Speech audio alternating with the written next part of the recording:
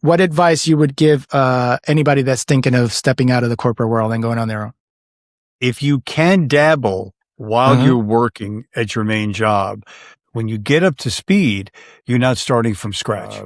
People are doing less and less in person or less and less on uh, a live phone call.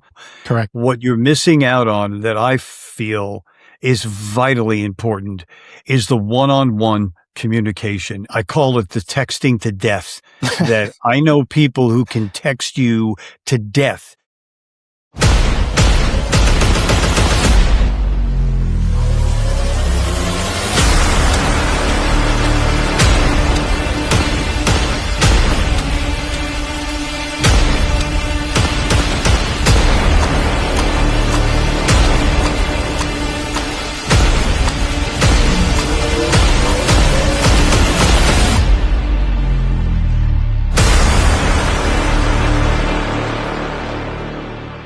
Another episode of Two Guys, I'm Just Saying. Al Bandiero, Diamond Boy Lewis, welcome back. Thank you to everybody that's been subscribing to our podcast. You know, we come down every Tuesday at 9 a.m. Yep. You can find us on all platforms, YouTube, Facebook, Spotify, anywhere you like to go get your podcast. Make sure you go and subscribe.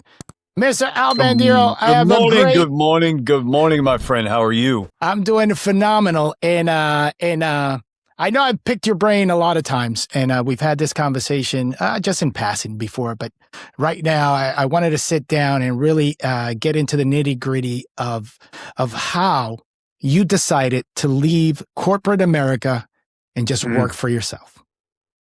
Great question, but I think there's more and more people as you talk to people, look on social media. There's a lot of people doing that today because I think the model of where the generation that came before us, they worked somewhere for 30 years, they got their pension, and they got a gold watch, and they were sent on their way. I started to see years before I made the decision, the cracks in the wall, and that things were not working, not because of the way they used to, but working as well. And that was always a red flag to me, that things were starting to slip through the cracks, so to speak, but that crack became wider and wider.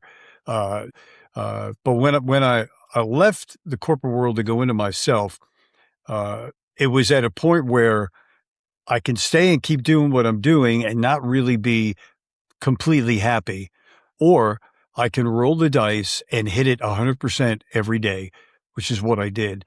And when I made that decision, and you know about this, the first part of that is very scary because you are going into your job, which led to another job, and collecting those checks over and over again.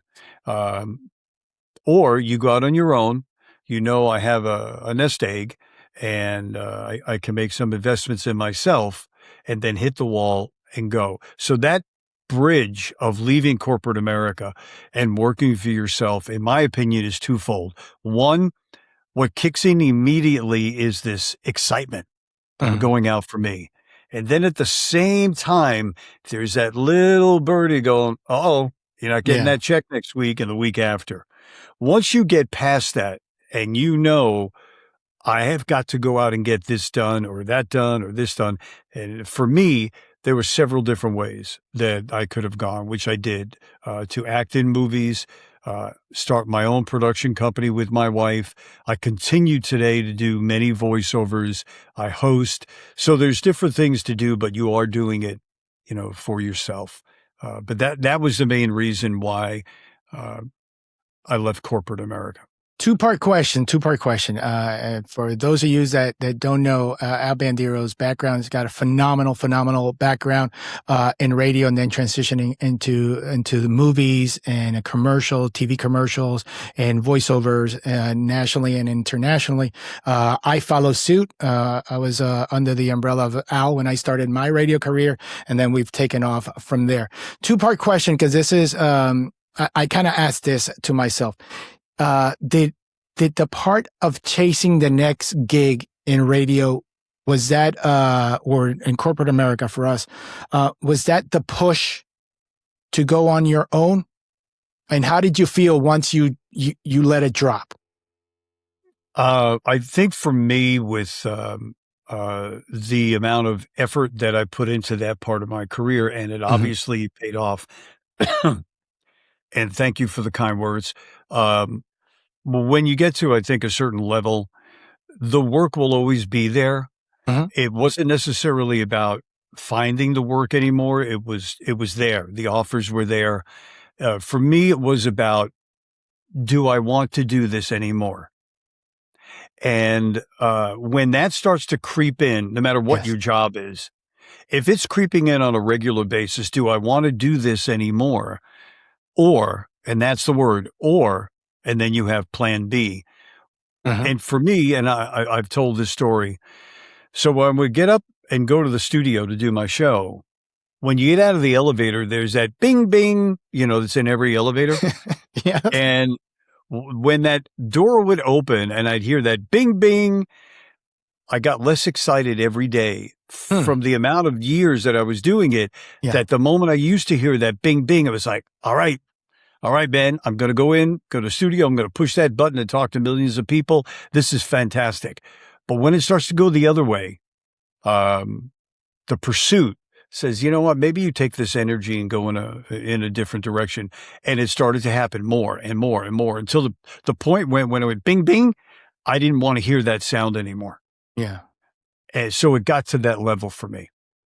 And then once you crossed the bridge and you went on your own, how was that feeling when you just said, you know what, today's the day, that's it, I'm in for myself? Uh, there, as I said before, it's elation and a little bit of fright. And that exact same thing happened with, I'm sure you'll tell me your stories, but two other very close friends of mine Mm. did the same thing. One was an attorney, and he was in a firm that he could have retired with no problem, stay there forever. And the money was there. And he put a group of people together. I don't know if there were 3 or 4 other attorneys, and they started their own. So I asked him, are you taking clients with you? And he said, yes, but not enough to have sustained a certain level.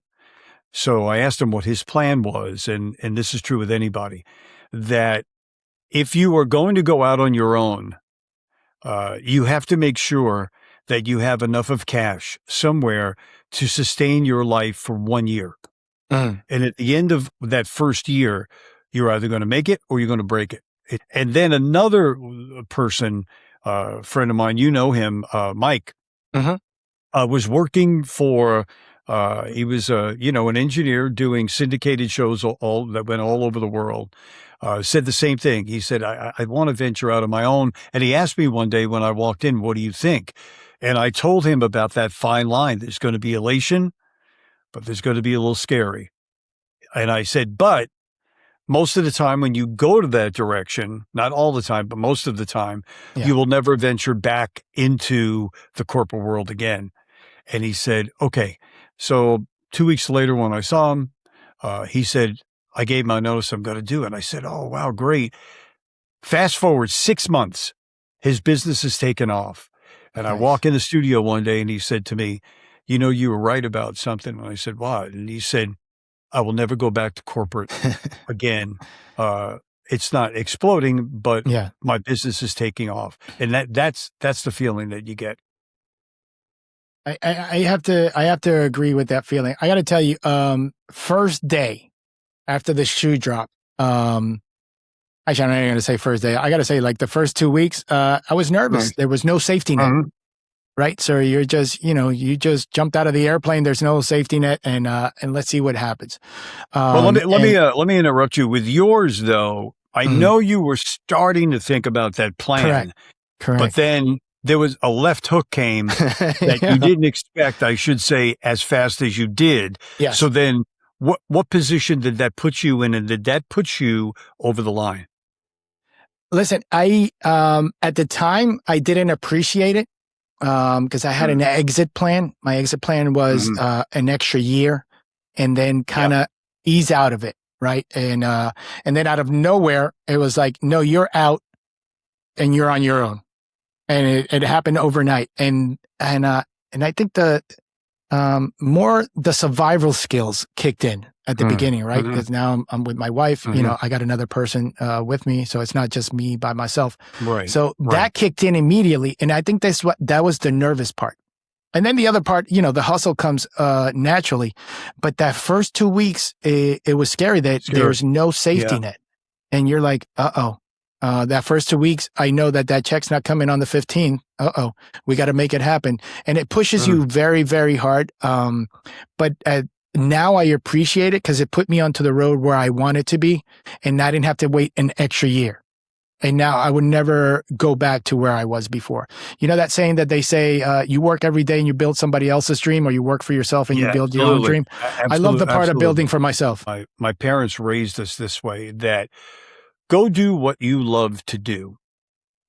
How long did you find that, okay, this is what I do. This is what I do. That's done. It took me probably like 8 to 9 weeks to settle in. Okay. Because it put me in a scramble mode, right? I'm like, all right, let me, I don't want to be behind on anything. So I started consolidating. I was like, all right, let me solid this off. I got to pay this off, blah, blah, blah. So I kind of put a game plan immediately, not to put us in a predicament. So that was my game plan. And once that got into motion, and then I started seeing everything falling into place, I was like, okay, all right, so this is what I was preparing myself for, but I got thrown in the game a lot quicker.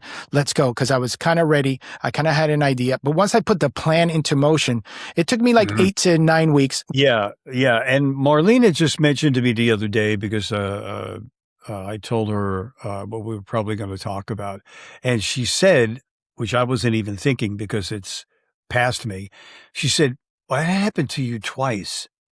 And I forgot about it, because when I left it the first time, the radio side of it, and I had landed an acting job on a TV series for Fox, that's what I was doing full time, of acting and learning the producing aspect of things.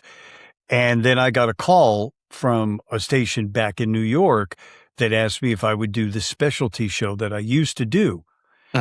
So I had already left the industry, and they were fantastic about the offer and what they were going to give me. And I was telling Marlene the other day, with everything that they offered me and how they sweetened the pie, I said this because in my mind, I was already gone. I was on to something else. And I will give kudos, if he hears it, if he watches, the number one reason for me, believe it or not, at that time was, okay, you only have to do this 1 day a week and you can still do your TV shows and what you're doing, was the guy who put it together for me. And his name is Jeff Z. And if he was not in that situation, in that chair, and came out to LA to talk to me about it, if it wasn't for him, even with everything that was in the contract, I would have passed. And I would have stayed doing television and voiceovers and things like that. So it's not only that, we used to goof with Al Pacino's line in Godfather 3, every time I get out, they pull me back in, which is a great line. And that is exactly what happened. So it's not necessarily the package that they're offering you. It's who are you going to be working with? And so that was a very important aspect to me. And kudos to Jeff C., who also left now and went on his own company. So you're kind of seeing a pattern here with everybody. I mean, I don't know if you do, I pass every day in neighborhoods, these little mom and pop shops that are now from the neighborhoods that we grew up in. There, that's all it was mom and pop shops. And then, of course, big box companies took over everything. But now, on a regular basis, if we travel or in our place, it doesn't matter. I'm starting to see a husband and wife team, or talking to people maybe at the gym, and they started a business out of their home. I'm seeing that now, probably more than I have ever seen before. I don't know if you were noticing that. Oh, I do. Well, you've come to our cigar lounge in our area, Absolutely. Cocoa Village. It's a great Even though one. this, Everybody go to this place. yeah, we're at if you're ever in Cocoa Village in Florida, which is next to Cocoa Beach, we're not the same. We're just literally next to each other. Come on by to his and her cigar lounge It's a and say great hello. place. Great place. Yeah. But the city, even though they're a pain in the ass, they do stick to their guns, not allowing big companies to come in. So all the Okay. businesses, at least in the city, within the city limits, are all small mom and pops, and that I appreciate. And after listening to talking to you and all the experiences that you've had, now we've moved on to become, the head of our company, or with our wives together, we're both working our companies. What makes you a successful business person? Off the top of my head, two reasons. Mhm. One, by the failures. And that really is the number one thing, that what Hmm. did not work out, I learned so much from, of navigating in a completely different world Yes. than business and how business used to be done. Like for our movies, we always look for product placement. Mm. And so do companies who want to get their product out globally. So they'll give you product placement because it would cost them a lot of money to get their product out all over the world. So if they put their product in a movie Mm. and pay you for it, it's a lot less money than having to advertise globally. But what it taught me was, don't waste so much time if people are not getting back to you. Move on, Correct. because it is a different business world, than it used to be. And the second thing about it is, you have to constantly keep moving, which is, for me, I love it. Mhm. People say, "Oh my God, aren't you tired?" And it's like, nah, not really, because at the end of the day, I'll go out and have something to eat or something to drink, and I'm in my relaxed mode. Uh, and then I can't wait to hit it tomorrow, again. Or when I go away seriously. Like, unless it's Steven Spielberg calling me, I don't want to know. Yeah. Uh, so that those two things is what really. How about you? Yeah, I gotta agree with you on following up, right? Mm, For me, I've seen more success, and we keep talking about this, you and I, off the air all the time.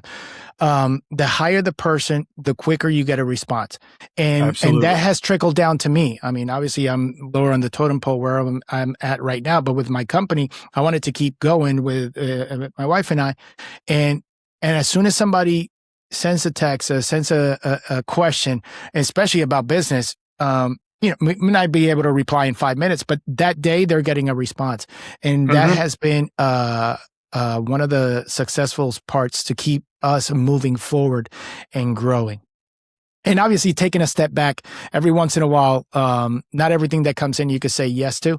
So sometimes we step back, we analyze, and then we move forward. Because you got to be careful how you proceed. But the following up and answering people, I caught this on a long, long time ago, and it's true. The more successful the person, the and it doesn't make you sound like you're not busy. Contrary, it makes you sound like you're busy, but you're handling your business. Hmm. Because I see a lot of people like, oh, I can't reply right away. So like, I'm not available. I'm like, Yeah, what? they play the game. Yeah, I'm like, no, yeah. man. Like, this is real world. Time is money. So Hmm. the more you wait, the more you're wasting. It's less money that you're possibly even making. So, Yeah, and uh, I think so I that like that. with I think that with us too, and your business, same. When someone is replying to you, uh, take the ego out of it. Yes. Like, oh, they got back to me, as you just said, in 15 minutes. No, no, no, no. You should be thinking, they're interested in what Correct. I have, or they're interested in me, and vice versa. That's why they got back to me. And there will always be those people that want to play the game the wrong way, and think you're going to keep going back to them. Where at the end of the day, Hmm. uh, no, I won't. And when I move on, I have a steadfast rule that if I have asked you about something to do business and you either did not get back to me or waited forever to get back to me, my business sense says right now you're not the person I want to be in business Correct. with. Down the road, who knows? But I have standards that I'm professional enough to get back to you, and I expect that to me. Well, And if you don't, it makes you think either they're not interested or yeah, they're just not responsible. And that right. can't happen with our businesses because Yeah, that'll drag down our exactly. companies. So no. Yeah, So I agree with you on that exactly. one. And the other thing too that we talked about, what did you learn? And I'm sure you're going through this as well. It separates the men from the boys, the Mhm. girls from the women of, come on, let's go. What do you got? What do you got? How can I get in there with you? How can you get in there with me? Correct. And that is a clear message that Marlene and I get every day, where you give someone the opportunity or they give you the opportunity and say, okay, can we run with this? Or you can say, you know what, right now this is not going to work, Yep. but let's keep that door open. But the negative side of that is a very big positive side that you will know in a very short period of time if these people that you're dealing with, that you want to deal with, are they go-getters? Do they have that, and I always say that fire in the belly. And I don't care if you're 10 or 100, when that fire in the belly is no longer there, you'll go on a boat, have a glass of wine, and go fishing for the rest of your life. That's right. And at some point, I'll be there. I don't want to do that right now. If I wanted to, I could. I just don't want to do that. I still love, hey, what do you have? What do you have? Can we work on this? As you and I talk about that, all the time. And I'm wondering what I had just said. Did you see that as well? Yeah, I ran into that and actually kind of going through that right now. And it you know what it the beautiful part about working for yourself, right, is that your character comes into play a lot. Right? We're men of Oh, our yeah. word. And sometimes Yeah. we give our word for something and we don't feel like doing it, but we gave our word. We go ahead and do it. And I got to tell you, I had a meeting yesterday. There's another business that brought me on board as a consultant for the product that we sell as well in the cigar lounge. And they've been doing well. I've been with them for 4 months and they seen their ROI, which is return on investment, climb in the last 4 months, almost 45%, which is a turnaround from their 5 years. They made an association with a company that has attacked my company personally. So I picked up the phone and I said, hey, we need to sit down. Shoot me whatever it is. I was like, no, this is a person-to-person situation. And when we sat down, I said, I appreciate you guys. We have a personal relationship, but we have a business relationship. So personal aside, on our business side, you guys are associated with a company that's attacking my company personally and wants us to fail. I can no longer proceed with our business arrangement. And I said, you do business however you want, but I can't proceed with you. They're like, well, how can we work this out? I was like, well, there's two options. You proceed with your partnership that you have, and I walk away, or I continue with you and you have to drop the partnership. I was like, this is business and nothing personal. And I said, you don't have to answer me now. Let's circle back in a week and then make your decision. You guys, there are a few partners, so they have to talk among themselves and make a decision. But that's where your character comes into play, right? Because we all have to protect ourselves. We have to protect our families and our companies. But it let them know, all right, well, money is not fixing this situation. And that's where your character comes into play. And, and that's what happened yesterday. And they understand where I stand. Our friendship is aside from our business relationship. And they made the right decision. Obviously, they're staying with me, but they understood where I was coming, and they respected the fact that it wasn't an email or a text or whatever, because it could get a little childish when you don't approach situations that way. And they said, you know what, we haven't had people do that before. And I said, well, I come from an old school mentality that when we have a problem, we address it personally. And I think again, as we said in the beginning of this podcast, is that people are doing less and less in person or less and less on uh, a live phone call. Correct. What you're missing out on that I feel is vitally important is the one-on-one communication. I call it the texting to death, that I know people who can text you to death. And I Yes. look at it and say, for the time that it's taking your thumbs to do the work, just pick up the phone and call me and talk to Correct. me. And then I can actually hear what you are saying in the sense of what you mean and the way you're delivering it rather than reading, because you and I both know that you could send a text to somebody in one way, but they'd Mhm. receive it in a different way when Oh, they're reading it. before we get out of here, I have a two-part question. Did this solidify your relationship with your wife once you stepped out of corporate world and stepped into your own world? Did it solidify it? And what advice you would give anybody that's thinking of stepping out of the corporate world and going on their own? If you can dabble while Mhm. you're working at your main job, when you get up to speed, you're not starting from scratch. Correct. You know, Okay. you're doing this little thing on the side, and that is an excellent way to go because you still have your job, you still have your paycheck, but you're starting to dabble in this other area that you like. And a lot of the times, and lastly, that I would tell anybody, it doesn't necessarily have to be related to what you now do. Mhm. And I think there are people who think, well, this is what I do. What else in there can I do? My thing is, can you make a living out of it?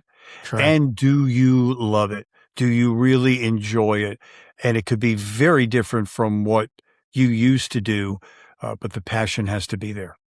I agree. I agree. And I got to tell you, that I asked you if it solidified your relationship, and on Oh, yeah, in I didn't my get to that. and I wasn't skipping it. yeah, okay. I saw you getting nervous. You need a towel? You're sweating, sir. Hold on. Wait. Uh, no, Uh, in yeah. my case, she knew, because she was, obviously living with me at the time. So she Mhm. knew the industry, the entertainment industry, and she was in fashion. So there was a lot of similar things where Yes. if you stop, you'll get run over.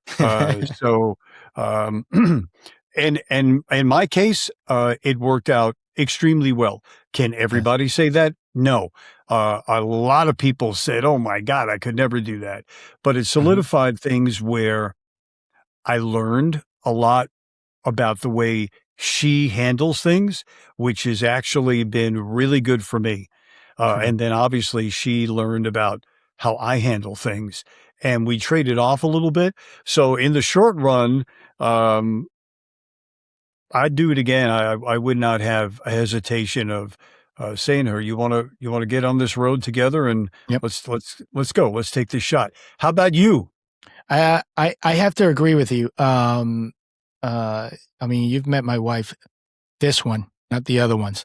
Um, before, before it would have I never. should give you the towel. Yes, please. No, but before it would have. You have to have the right person next to you, and I got to say, Absolutely. it's become a situation that I could close my eyes and not worry about it. That I know she's going to be there, and vice versa. She could close her eyes and just know that I'm Hmm. going to be right next to her.